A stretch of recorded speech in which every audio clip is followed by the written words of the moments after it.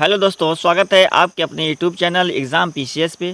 प्यारे साथियों, आधुनिक भारत के इतिहास से संबंधित इस वीडियो में टॉप 10 क्वेश्चन है। अब इस वीडियो को अंत तक जरूर देखिएगा। आइए देर न करते हुए स्टार्ट किया जाए। क्वेश्चन नंबर 1 है, अफ्रीका महाद्वीप के पश्चिमी तट का मानचित्र किसने तैयार करवाया था? तो आइए देखते हैं। यहाँ पे ऑप्शन ए है Bartholomew Dias, B Prince Henry, C Vasco da Gama और डी है इमैनुअल प्रथम। तो आप देख सकते हैं यहाँ पे, देखिए प्यारे साथियों कि इसका आंसर क्या होगा। तो अफ्रीका महाद्वीप के पश्चिमी तट का मानचित्र, इसका आंसर दीजिए। तो उम्मीद है आप लोग इसका आंसर कर लिए होंगे। तो इसका सही आंसर क्या होगा? बी है, ठीक है ना, प्रिंस हेनरी। अगर हम बात करें बार्थोलोम्यू डियास की, तो इसने 1487 ईस्वी में अफ्रीका महाद्वीप का जो दक्षिणी बिंदु है, केप ऑफ गुड होप, यानी जिसको आशा अंतरिम कहते हैं, इसकी खोज बार्थोलोम्यू डियास ने 1487 ईस्वी में किया था।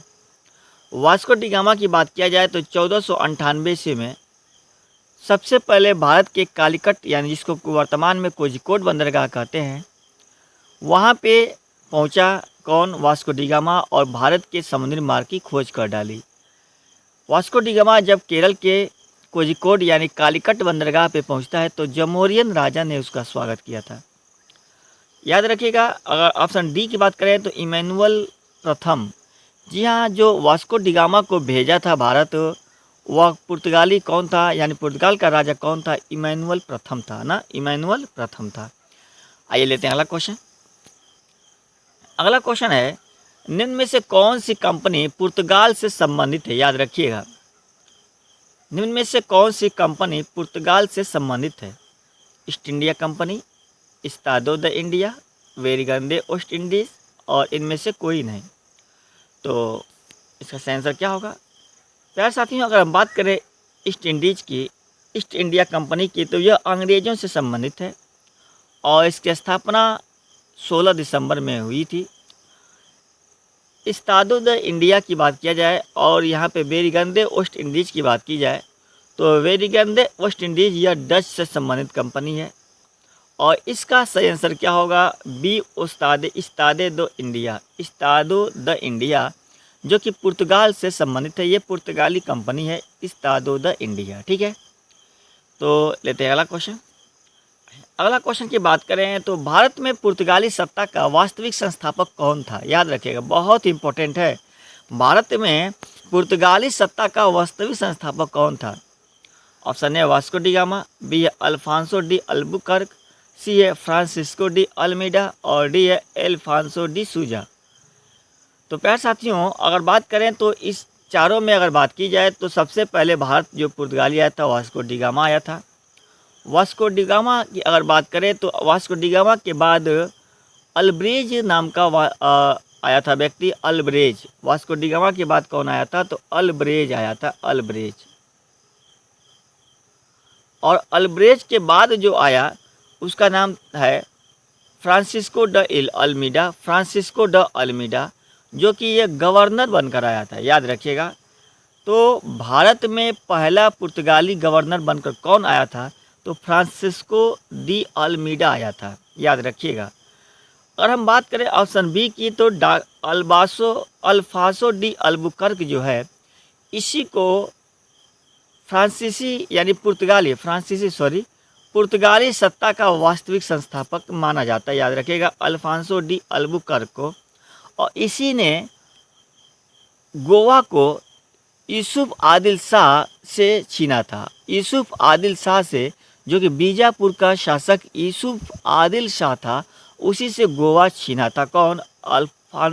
Alphonso de Albuquerque. याद रखिएगा, ठीक है। लेते अगला क्वेश्चन। अगला क्वेश्चन है, भारत में डचों का आगमन कब हुआ था? याद रखिएगा, बहुत इंपॉर्टेंट है। भारत में डचों का आगमन कब हुआ था? इसका आंसर दीजिए आप लोग। तो जिन लोगों ने इसका आंसर बी बताया बिल्कुल सही है। डचों का आगमन, डच यानी नीदरलैंड, हॉलैंड, जो वर्तमान में नीदरलैंड देश है, ये उसको वहाँ के निवासियों को डच कहा जाता है, ठीक है ना। तो डचों का आगमन 1595 ईस्वी में हुआ था, ठीक है ना। अगर हम बात करें 1498 में, तो पुर्तगाली सबसे पहले आए थे, वास्को डी गामा सबसे पहले पुर्तगाली आया था। 1600 ईस्वी में अंग्रेज आए थे और 1664 ईस्वी में फ्रांसीसी भारत आए थे। ठीक है, लेते हैं अगला क्वेश्चन। अगला क्वेश्चन है, भारत में प्रिंटिंग प्रेस की शुरुआत किसकी देन है? याद रखिएगा, भारत में प्रिंटिंग प्रेस की जो शुरुआत है ये किसकी देन है? तो ऑप्शन ए है फ्रांसीसियों की, बी है पुर्तगालियों की, सी है अंग्रेजों की और डी है डचों की। तो प्यार साथियों, इसका सही आंसर क्या होगा? तो जिन लोगों ने इसका आंसर बी बताया बिल्कुल सही है, पुर्तगालियों की देन है। याद रखिएगा, पुर्तगालियों की देन है प्यार साथियों। यह अगर बात किया जाए पुर्तगालियों की, तो सबसे पहले गोवा में, कहाँ पे? गोवा में 1656 ईस्वी में, 1656 ईस्वी में, याद रखिएगा प्यार साथियों, गोवा में पुर्तगाल ये प्रिंटिंग प्रेस की शुरुआत हुई थी। ठीक है ना, लेते हैं अगला क्वेश्चन। अगला क्वेश्चन आपके सामने, कर्नाटक प्रथम युद्ध, याद रखिएगा बहुत इंपॉर्टेंट है। कर्नाटक में अगर बात की जाए तो 3 युद्ध हुआ था, कर्नाटक का प्रथम युद्ध, द्वितीय युद्ध और तृतीय युद्ध। तो प्यार साथियों, कर्नाटक का जो प्रथम युद्ध है किस संधि के साथ समाप्त हुआ? तो ऑप्शन है एक्सला शापेल संधि, बी है पांडिचेरी की संधि, सी है पेरिस की संधि और डी है अलीनगर की संधि।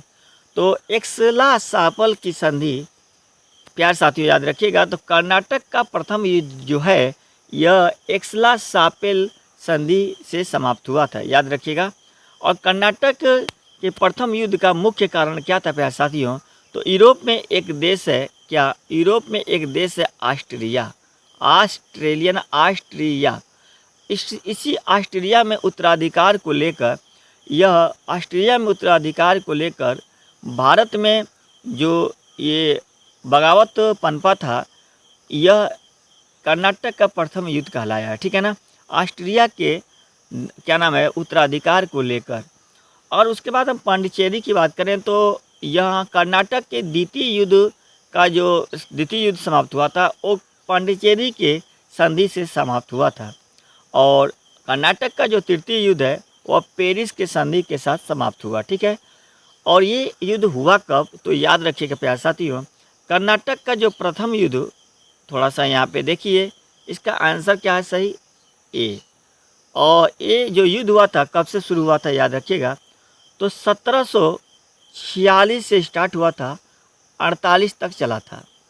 और अगर द्वितीय युद्ध की बात किया जाए, द्वितीय ये प्रथम युद्ध है, और द्वितीय युद्ध की बात की जाए जो कि पांडिचेरी संधि से समाप्त हुआ था 1749 से, यह चला था 54 तक। कब तक चला था? 54 तक चला था प्यार साथियों। और कर्नाटक का तृतीय युद्ध जो है पेरिस संधि से समाप्त होता है और यह स्टार्ट हुआ था 1756 में और यह चला था 63 तक, 1763 तक। तो ये 7 वर्षों तक यह युद्ध चला था प्यार साथियों, कर्नाटक का तृतीय युद्ध। इसीलिए इसको सप्तवर्षीय युद्ध के नाम से भी जानते हैं। याद रखिएगा, कर्नाटक के तृतीय युद्ध को सप्तवर्षीय युद्ध के नाम से जानते हैं। और वांडीवास का जो युद्ध हुआ था भारत में, वांडीवास का जो युद्ध हुआ ये कर्नाटक के तृतीय युद्ध से ही वांडीवास का युद्ध संबंधित है। याद रखिएगा। लेते हैं अगला क्वेश्चन। अगला क्वेश्चन है, कैप्टन हॉकिंस किसके दरबार में भारत आया था? याद रखिएगा, जो कैप्टन हॉकिंस जो अंग्रेज था प्यारे साथियों, यह किसके दरबार में भारत आया था? तो अगर हम बात करें तो कैप्टन हॉकिंस जो है यह चला था अकबर के दरबार में आने के लिए और अकबर को यह पत्र लेकर अकबर के दरबार में आया था। लेकिन जब यह भारत आया तो उस समय अकबर की मृत्यु हो चुकी होती है। तो इसका सही आंसर क्या होगा प्यारे साथियों? इसका सही आंसर हो जाएगा सी, जहांगीर। जहांगीर के दरबार में कैप्टन हॉकिंस भारत आया था। ठीक है, लेते हैं अगला क्वेश्चन। अगला क्वेश्चन की अगर बात की जाए, अंग्रेजों ने अपनी पहली कोठी कहाँ स्थापित की थी? याद रखिएगा, अंग्रेजों ने अपनी पहली कोठी कहाँ स्थापित की थी? तो प्यारे साथियों, ऑप्शन ए है कोची, बी है सूरत, सी है मछलीपट्टनम और डी है कलकत्ता।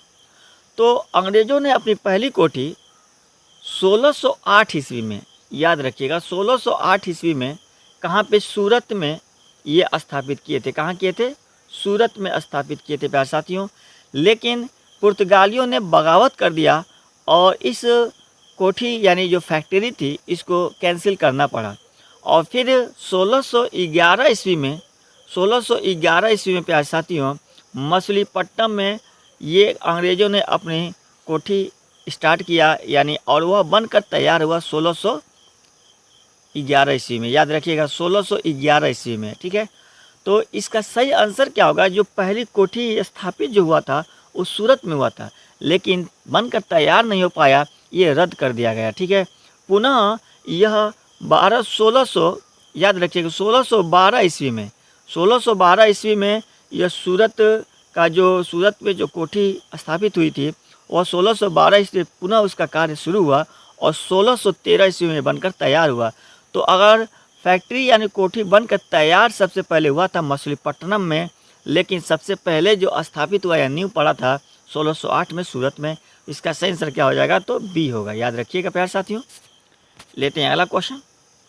अगला क्वेश्चन आपके सामने है, बेदरा का युद्ध किसके बीच हुआ था? याद रखिएगा, बहुत ही इंपॉर्टेंट है। बेदरा का युद्ध किसके बीच हुआ था प्यारे साथियों? तो इसका सही आंसर क्या होगा? याद रखिएगा, बेदरा का युद्ध किसके बीच हुआ था? ऑप्शन ए है,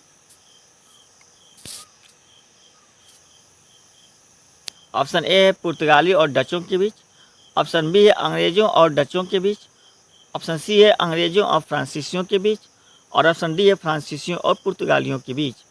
तो प्यारे साथियों बेदरा का जो युद्ध हुआ था यह किसके बीच हुआ था? तो अंग्रेज़ों और डचों के बीच हुआ, है ना। किसके बीच हुआ था? अंग्रेज़ों और डचों के बीच यह युद्ध हुआ था, बेदरा का युद्ध। याद रखिएगा, अंग्रेज़ों और डचों के बीच यह युद्ध हुआ था, ठीक है। लेते हैं अगला क्वेश्चन। अगला क्वेश्चन और लास्ट क्वेश्चन है प्यारे साथियों इस सीरीज का, वांडीवास का युद्ध कब हुआ था? प्यारे साथियों वांडीवास का युद्ध जो है ये कब हुआ था? तो इसका सही आंसर क्या होगा? तो वांडीवास का युद्ध जो हुआ है प्यारे साथियों इसका सही आंसर हो जाएगा बी 1760 ईस्वी में। और हम 1757 की बात करें तो प्लासी का युद्ध हुआ, ठीक है। प्लासी का युद्ध 1757 ईस्वी में हुआ था प्यारे साथियों, याद रखिएगा। तो मिलते हैं इसी तरह के वीडियो क्वेश्चंस के साथ अगले वीडियो में। आधुनिक भारत के इतिहास से संबंधित प्रैक्टिस सेट यह 1 था प्यारे साथियों।